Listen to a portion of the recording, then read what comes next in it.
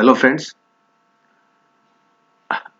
आज जिस चार्ट के एनालिसिस करेंगे उनकी डिटेल्स हैं। 21 अक्टूबर 1986, टाइम ऑफ बर्थ है रात के 8:15, प्लेस ऑफ बर्थ है इटावा। कृष्ण पद की चतुर्थी का बर्थ है इनका, 4th तिथि थी उस दिन, और नक्षत्र जो है इनका जन्म नक्षत्र वो है रोहिणी। लगन की डिग्री देखें तो 19 डिग्री का लगन है, तो या 1 घंटा आगे पीछे भी जाए तो कोई प्रॉब्लम होगी नहीं असेंडेंट में।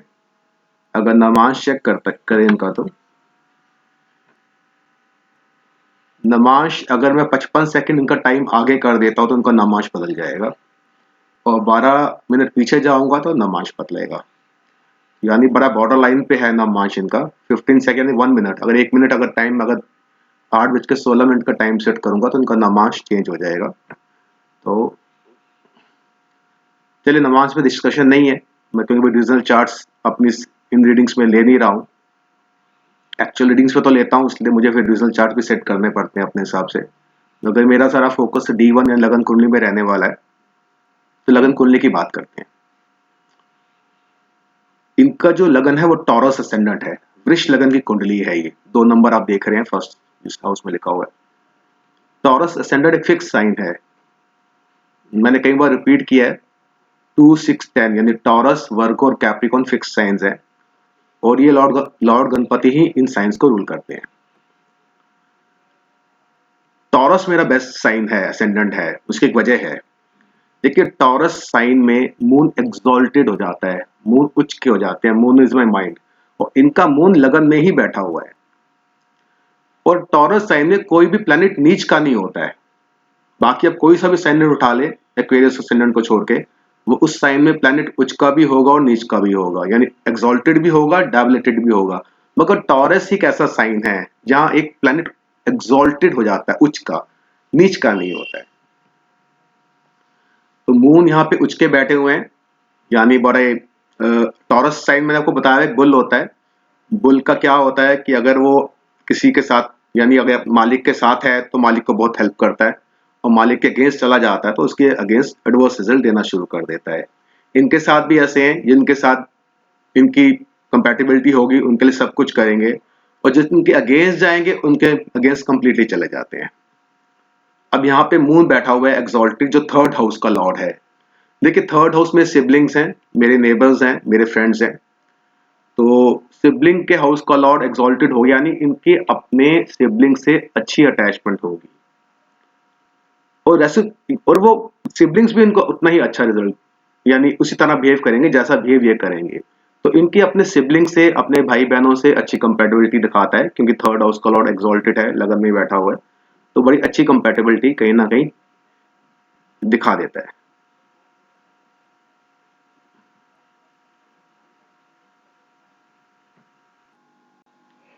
और देखिए, जो मून जो यहाँ पे 3rd हाउस का लॉर्ड जो है वो लगन में है। देखिए, मैं हमेशा बोलता हूँ लगन बहुत इंपॉर्टेंट है किसी भी चार्ट के लिए। Ascendant is very important. अब असेंडेंट तो बहुत स्ट्रांग है, टॉरस असेंडेंट है, एक्सॉल्टेड मून असेंडेंट में बैठे हुए हैं, बहुत अच्छी पर्सनैलिटी है इस नेटिव की, ये इमोशनल इंसान भी हैं, एक नॉरिशमेंट देते हैं आपको, यानी बहुत अच्छे इंसान होते हैं जिनका मून, जो मैंने आज तक जो मेरी स्टडीज रही है, कि बहुत अच्छी पर्सनैलिटी प्रोवाइड कर देता है। क्योंकि 3rd हाउस का लॉर्ड है तो सिबलिंग्स के लिए बहुत अच्छे हैं, फ्रेंड्स के लिए यारों के यार हैं। मगर बुल है, किससे नेगेटिव हो जाएंगे तो फिर उनके अगेंस्ट भी बहुत जबरदस्त तरीके से बिहेव करते हैं। अब यह बड़ा इंपॉर्टेंट है कि लगन लॉर्ड कहाँ पे प्लेस्ड है। देखिए, टॉरस साइन को जो लॉर्ड है वीनस है, जो 6th हाउस में प्लेस है, रेट्रोग्रेड वीनस। लिब्रा साइन उनका अपना साइन है, मगर 6th हाउस में वीनस की एक वीकेस्ट प्लेसमेंट है। जो वीनस की वीकेस्ट प्लेसमेंट है वो 6th हाउस है। यहाँ पे वीनस अपनी सिग्निफिकेंस लूज कर देता है 6ठे घर के अंदर। हालांकि अपना साइन है, लगन लॉर्ड है। अब लगन लॉर्ड का 6th हाउस से रिलेशन होना क्या देगा? 6th हाउस बात करता है ऋण, रोग और शत्रु की। या तो ऐसे कि ऐसे इंसान की लाइफ में हमेशा कुछ ना कुछ डिस्प्यूट्स रहने वाले हैं, ऑन एंड ऑफ डिस्प्यूट्स रहते हैं लोगों के साथ, लड़ाई झगड़ा रहता है, हेल्थ इश्यूज रहते हैं, कोर्ट इश्यूज रहते हैं, और हेल्थ इशू देखिए 6th हाउस जो है, अगर जो हेल्थ के लिए देखते हैं डिजीज के लिए, वो हमारे प्रेजेंट कर्मा के हिसाब से जो हमारे जो डिजीज है उससे 6th हाउस है, और जो क्रोनिक डिजीज है जो पास्ट लाइफ के कर्मा के हिसाब से वो 8th हाउस से देखा जाता है। तो यहाँ पे लगन लॉर्ड 6th हाउस के अंदर बैठे हुए हैं, तो ऋण रोग शत्रु की बात तो करता ही है, अननेसेसरी डिस्प्यूट्स दे देता है नेटिव की लाइफ में। फिर वो अगर अब फर्दर वीनस कितना अफ्लिक्टेड है, देखिए वीनस सन के साथ बैठा हुआ है, हालांकि डिग्री वाइज सन 4 डिग्री का है, वीनस तो 26 डिग्री का है, तो स्ट्रॉन्ग कंजंक्शन नहीं है, मगर फिर भी सन के साथ तो बैठा हो। सन यहाँ पे नीच के हैं, 4th हाउस का लॉर्ड जो सन है यहाँ पे नीच के आके बैठे हुए हैं, और 5th हाउस का लॉर्ड मरकरी भी साथ में है, यानी लगन लॉर्ड 4th हाउस और 5th हाउस का कंजंक्शन है। कंजंक्शन तो बहुत अच्छा है तीनों प्लैनेट्स का, बट 6th हाउस में बन गया। इसके अलावा क्या है, अब देखिए यहाँ पे मरकरी और वीनस की बड़ी क्लोज डिग्री है। अब ये बड़ी नई चीज है, अगर मैं बोलूं किसी को कि लोग कहते हैं कि सन के साथ कोई प्लैनेट बैठे तो कंबस्ट हो जाता है, इवन कि सन भी कंबस्ट हो जाता है, यह सन भी कंबस्ट होता है जब उसके साथ के जो प्लैनेट्स बैठे हुए हैं ये दोनों को कंबस्ट कर रहे हैं, क्योंकि वीनस और मरकरी की डिग्री बड़ी क्लोज है। सन 4th हाउस का लॉर्ड है, 4th हाउस सुख स्थान होता है, सुख स्थान का लॉर्ड जो है वो नीच का है, मदर का है 4th हाउस, हैप्पीनेस का है 4th हाउस, तो उसमें कोई ना थोड़ी बहुत प्रॉब्लम ऑन एंड ऑफ इनको अपनी लाइफ में लगी रहेगी, क्योंकि मरकरी जो 5th हाउस का लॉर्ड है वो 2nd हाउस का लॉर्ड भी है। इसका मतलब है फैमिली या कुटुंब से रिलेटेड प्रॉब्लम इनको लाइफ में ऑन एंड ऑफ रहेगी। ये अपनी मदर को लेके, फैमिली को लेके चिंतित रह सकती हैं, क्योंकि 4th हाउस का लॉर्ड नीच का है सूर्य। 5th हाउस की बात करें, 5th हाउस में केतु बैठे हुए हैं, केतु के सिग्निफिकेंस बताई हुई है मैंने आपको, केत छुड़ाए केत जहां बैठते हैं वहां उस हाउस की डिग्निटी जो है वो लूज हो जाती है, थोड़ा रिजल्ट नहीं मिलते हैं, और जो उसका लॉर्ड है, क्योंकि देखिए केतु एक शैडो, राहु केतु एक शैडो प्लैनेट है, ये अपने रिजल्ट नहीं देते हैं। मैलेफिक है प्लैनेट है, नो डाउट एक मैलेफिक है, ये देगा रिजल्ट जिसके साथ कंजक्ट होगा, जहां ये प्लेस्ड होगा, जिस साइन में, ये मर्की के साइन में प्लेस है, तो केतु ने मर्की के रिजल्ट देने हैं। जनरल एस्ट्रोलॉजी में बोलते हैं कि जो राहु जो है शनि की तरह काम करता है और केतु मंगल की तरह काम करता है। अब एक मैलेफिक प्लैनेट 5th हाउस को है, 5th हाउस से हम क्या देखते हैं, एक फेम देखते हैं, चिल्ड्रंस के लिए, बच्चों के लिए 5वां घर देखा जाता है, ठीक है, एक जो अचीवमेंट्स है मेरी लाइफ में वो भी 5th हाउस से देखी जाती है, तो केतु कहीं ना कहीं उन चीजों की एफिकेसी को कम कर देता है। 6th हाउस में बैठे जो 3 कॉम्बिनेशन है मैंने आपको बताया, सन बैठा हुआ है 6th हाउस में, तो 4th हाउस का लॉर्ड है, सन यहाँ पे नीच के हैं, तो some problem related to the 4th house, और may be the health issue of mother is also a problem, कि मदर को कुछ ना कुछ हेल्थ इश्यूज भी हो सकते हैं, क्योंकि चौथे घर का मालिक 6ठे घर में डिजीजेस के हाउस में बैठा हुआ है। वीनस जो है वो लगन लॉर्ड है, तो मैंने आपको बता दिया, तो पर्पस क्या लेगा लाइफ का, जो चीजें घूमेंगी इनकी, जो जहां लगन लॉर्ड बैठा हुआ है तो 6ठे घर के आसपास इनकी चीजें घूमेगी हमेशा कहीं ना कहीं।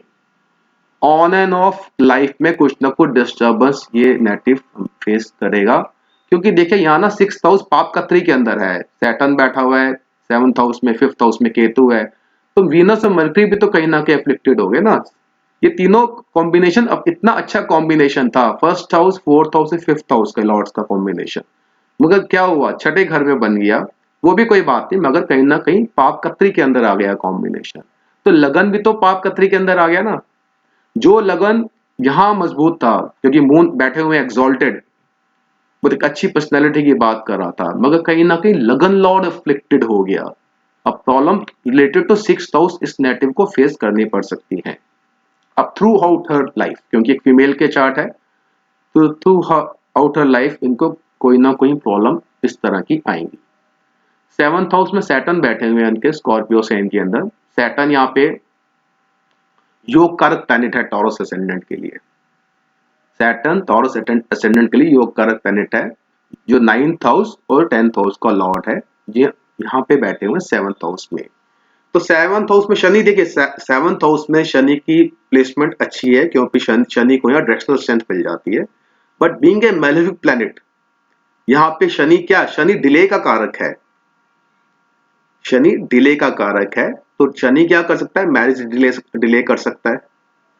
सेवंथ हाउस क्या है, बिजनेस का भी है, लाइफ पार्टनर का भी है, बिजनेस पार्टनर का भी है, और फिजिकल रिलेशनशिप का भी सेवंथ हाउस है। इस बात को देखिए, मैरिज हाउस क्यों बोलते हैं सेवंथ हाउस को, क्योंकि फिजिकल रिलेशनशिप का सातवां घर देख, फिजिकल रिलेशन किसी भी नेटिव के सेवंथ हाउस से देखे जाते हैं, इसलिए हमने कहा ये मैरिज का हाउस है। मगर आज की डेट में मैरिज की कोई भी डेफिनेशन नहीं है, आज की डेट में कुछ डिफरेंट ट्रेंड चल रहे हैं, खैर वो हमारा टॉपिक नहीं है। तो यहां देखते हैं सेवंथ हाउस का लॉर्ड जो मंगल है एग्जॉल्टेड है, यहां पे मंगल और एक्सचेंज है। यहाँ पे सेवंथ हाउस का लॉर्ड नाइन्थ हाउस में है और नाइन्थ हाउस का लॉर्ड सेवंथ हाउस में है। तो हम अज्यूम कर सकते हैं कि Mars is in seventh house and Saturn is in ninth house.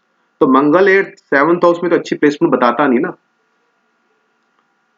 तो कुछ, क्योंकि राहु का एस्पेक्ट भी है कहीं ना कहीं सेवंथ हाउस के ऊपर, ठीक है। मगर सेवंथ हाउस का लॉर्ड एग्जॉल्टेड है, नेटिव की मैरिज होगी, पक्की मैरिज होगी, बेनिफिट्स मिलेंगे, इनका जो हस्बैंड है इनके लिए रोल मॉडल रहेगा, हमेशा पूरी सपोर्ट भी देगा। मगर ऑन एंड ऑफ थोड़ी प्रॉब्लम ये दर्शाता है, क्योंकि एस्पेक्ट जो है वो राहु का सेवंथ हाउस पे है, सैटर्न एक मैलेफिक प्लैनेट है, और जो सेवंथ हाउस स्कॉर्पियो है उसको देखिए, हम कहते हैं एग्जॉल्टेड प्लैनेट अच्छे रिजल्ट देता है हमेशा, ऐसा नहीं है। जब भी हम मल्टीपल कॉम्बिनेशन देखते हैं मैरिज के, उसके लिए एग्जॉल्टेड प्लैनेट काम आता है आपका, नीच का प्लैनेट तो शादी नहीं देता कई बारी, ठीक है। तो यहाँ पे जो सेवंथ हाउस का लॉर्ड है एग्जॉल्टेड है, ऑन एंड ऑफ, क्योंकि मंगल एक मैलेफिक प्लैनेट है, सैटर्न मैलेफिक है, ऑन एंड ऑफ कुछ ना कुछ झड़प तो है एक पार्टनर के बीच में देता है। बट एक पार्टनर एक रोल मॉडल होता है, पूरा कॉपरेट और सपोर्ट इनको लाइफ में मिलेगा कि सेवंथ हाउस का लॉर्ड कहीं ना कहीं एग्जॉल्टेड है। एट्थ हाउस अगेन एक पाप कत्री के अंदर बैठ गया है, और आठवें घर का मालिक जो जुपिटर है वो टेंथ हाउस में चला गया है। देखिए, टेंथ हाउस तो मेरे इस प्रेजेंट कर्मास का है, जो प्रेजेंट लाइफ में मैं कर्मा करूंगा वो मेरा टेंथ हाउस है, इसीलिए हम इसको प्रोफेशन का हाउस भी कहते हैं, मैं इसको कर्मा का हाउस कहता हूं। यहाँ जुपिटर एक बेनिफिक प्लेनेट है जो रेट्रोगेट होके बैठ गया है। अब जुपिटर को लॉर्डशिप है एट्थ हाउस की और 11th हाउस की। एट्थ हाउस यानी अगर ये चाहें तो एस्ट्रोलॉजी सीख सकती हैं, she can be very good astrologer, क्योंकि यहाँ पे फिफ्थ हाउस अफ्लिक्टेड है, नाइन्थ हाउस अफ्लिक्टेड है, और बहुत अच्छा कॉम्बिनेशन है एस्ट्रोलॉजर। कोई भी अकल्ट साइंस का काम ही सीख सकती है, प्रोफेशनली कर सकती है उसका परफॉर्म। एक something related to the eighth house एक प्रोफेशन होना चाहिए। पर प्रॉब्लम क्या होगी, तो जुपिटर यहाँ बैठे हुए हैं यहाँ पे, वो पाप कत्री योग के अंदर है। देखिए बड़ी बड़ा सिचुएशन कितनी, देखिए रिवर्स हो गई, कहाँ लगन इतना स्ट्रांग था, मगर फर्दर चलते थे हमने देखा कि सिक्स हाउस कहीं ना कहीं पाप कत्री के अंदर है, एट्थ हाउस कहीं ना कहीं पाप कत्री में, चलो आठवां अगर तो जितना वीक हो ज्यादा अच्छा है, टेंथ हाउस भी पाप कत्री योग के अंदर बना हुआ है। राहु अफ्लिक्टेड है, ये जुपिटर से आगे राहु बैठे हुए, पीछे मंगल बैठे हैं, तो प्रोफेशन इस नेटिव का कहीं ना कहीं नहीं होगा, दिक्कत आती है। डे टू डे यानी डे टू डे कर्मास की बात करते हैं, प्रोफेशन की बात नहीं करते हैं, क्योंकि प्रोफेशन को देखने का तरीका अलग है। मैं सिर्फ ये बात करता हूँ कि टेंथ हाउस हमारे प्रेजेंट लाइफ के कर्मास जो हम करते हैं, तो कर्मास कैसे करेंगे, जो बेनिफिक पेंडेट है ऑब्वियसली अच्छे करेंगी, मगर उसमें ऑब्स्टेकल्स आएंगी। ये अच्छा काम कर रही हैं, मगर उसमें कहीं ना कहीं इन्हें obstacles on end of face करनी पड़ सकती है। 11th हाउस में राहु बैठा हुआ है, राहु 11th हाउस में बेस्ट प्लेसमेंट मानी जाती है, क्योंकि उपचय हाउसेज है, तो मैलेफिक मैंने आपको बताया हुआ है कि उपचय हाउसेज में अच्छे रिजल्ट देते हैं। तो वो जुपिटर के साइन में है, और तो राहु ने मोर ओवर जुपिटर के भी रिजल्ट देने हैं, तो राहु की प्लेसमेंट तो 11th हाउस में ठीक है। और 12th हाउस की जो लॉर्डशिप मंगल की है, मंगल भी एग्जॉल्टेड बैठे हुए 9th हाउस में, तो कहीं ना कहीं कुछ ना कुछ लॉसेस की बात तो करता है, क्योंकि यहाँ पे Mars 7th and 12th house का लॉर्ड है जो 9th हाउस में बैठा हुआ है। तो मैरिज की भी कुछ दशा अंतरदशा के हिसाब से कहीं ना कहीं इसको इनको उस चीज का ध्यान रखना पड़ेगा। और मोर ओवर जो चार्ट है, देखिए बड़ा अच्छे एग्जॉल्टेड मून बैठा हुआ है। जब भी टॉरस असेंडेंट होगा, ये घर की लक्ष्मी बोला जाता है। देखिए टॉरस असेंडेंट जो है वो मेरा ज़ोडिएक चार्ट का सेकंड हाउस है, लक्ष्मी स्थान है, वो पैसा है वो ना। फीमेल के चार्ट में टॉरस असेंडेंट है, तो लक्ष्मी यानी जिस घर में जाते हैं कहते हैं लक्ष्मी आ गई, तो जिस घर में गई है तो एक लक्ष्मी बन के ही गई हैं। अब इनको कैसा ट्रीट किया जाता है ये उन लोगों पर डिपेंड करता है, ठीक है। तो ऐसे नेटिव को फैमिली में अच्छी रिस्पेक्ट मिल देनी चाहिए ताकि फैमिली आगे मूव ऑन कर सके। तो मून एक्सॉल्टेड है, अपने बहन भाइयों से अच्छे रिजल्ट यानी इनके रिलेशन रहेंगे, मगर जो उनसे उलझ जाएगा तो ये भी उसके साथ उलझ जाएंगी, क्योंकि बुल है ना, बुल अपनी बुल से उलझेंगे तो बुल तो अपना रिवर्स रिजल्ट दिखाएगा आपको। बाकी ओवरऑल चार्ट में दशा देखते हैं, दशा कौन सी चल रही है इनकी। इनका भी देखिए राहु केतु के ही एक्सिस में सारे प्लैनेट्स बैठे हुए हैं, सिर्फ मून बाहर है। अब एक कालसर्प योग का कॉन्सेप्ट है जो हमारे ओल्ड टेक्स्ट बात तो नहीं करते हैं, देखिए किसी भी ओल्ड टेक्स्ट में कालसर्प योग नहीं मेंशन्ड है, मगर आज के कुछ एस्ट्रोलॉजर ने एक अपनी थ्योरी बनाई है कालसर्प योग की। मैं हमेशा कहता हूँ चलिए कालसर्प योग नहीं है कोई बात नहीं, मगर कहीं ना कहीं प्लैनेट्स इन दो सरपेंट के बीच में तो आ गए हैं, तो एक इनको भी कहीं ना कहीं राहु केतु की पूजा या फिर कालसर्प योग की पूजा कहीं ना कहीं परफॉर्म करनी चाहिए। दशा देखते हैं, दशा जो इनकी रनिंग दशा है वो जुपिटर की दशा है, और जुपिटर में प्रेजेंटली इनकी जो दशा सब दशा है वो मरकरी की है।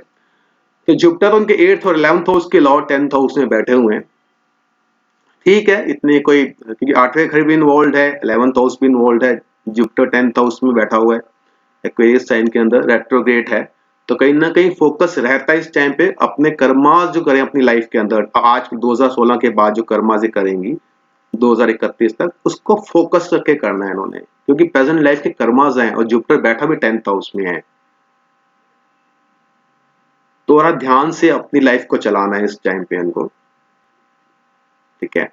मर्की का सब पीरियड है, मर्की तो यहाँ पे कहीं ना कहीं अफ्लिक्टेड है ही है, जैसे मैंने आपको बताया, क्योंकि 5th हाउस का लॉर्ड है, 2nd हाउस का लॉर्ड, तो कुटुंब से रिलेटेड कोई ना कोई ऑन एंड ऑफ इश्यूज हो सकते हैं, मगर ये नेटिव अगर उन चीजों को, क्योंकि टैकल कर सकते हैं, बुल है ना, बुल टैकल कर सकता है, लगन एक्सॉल्टेड है ना, तो शी कैन डू इट, तो इन चीजों को सॉर्ट आउट कर सकती है। फर्दर रीडिंग के लिए तो अगर मैं बाकी रिजल्ट चार्ट देखूं तो अच्छा डिफाइन हो सकता है, मगर मेरे ख्याल से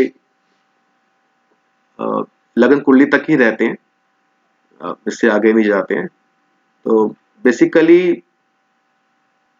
ये नेटिव का चार्ट मैंने एनालाइज किया, जिनका जो डिटेल है 21 अक्टूबर 1986 की है, रात का 8:15 का टाइम है, इटावा का इनका बर्थ है। तो फ्रेंड्स आज आज तक के लिए इतना ही, नेक्स्ट वीडियो में किसी और नया टॉपिक लेके आपके सामने